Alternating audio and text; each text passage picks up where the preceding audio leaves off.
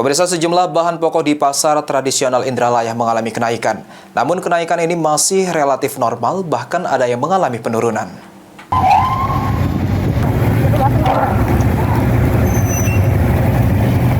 Dinas Perdagangan Perindustrian dan Koperasi Kabupaten Ogan Ilir mencatat kenaikan harga eceran komoditas pokok di pasar tradisional Indralaya Ogan Ilir masih normal.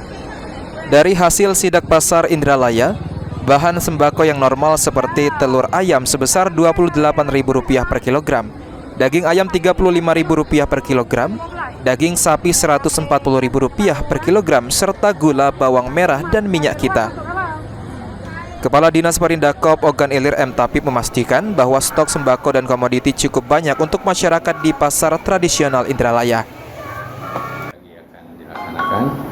Kami melihat beberapa pedagang, baik pedagang pantauan maupun pedagang yang lainnya, di mana barang-barang kebutuhan pokok ya memang ada yang masih normal, ada yang sedikit mengalami gejolak kenaikan, dan bahkan ada beberapa komoditi juga yang turun.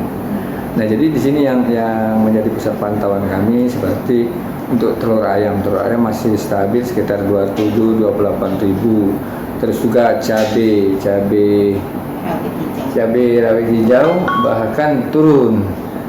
Kalau cabai rawit merah ada yang mengalami sedikit kenaikan ya.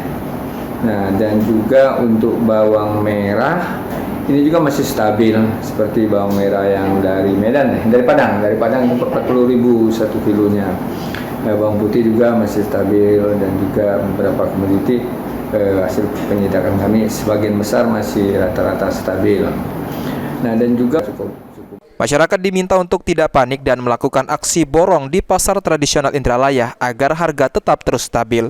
Ahmad Ramawi, PAL TV.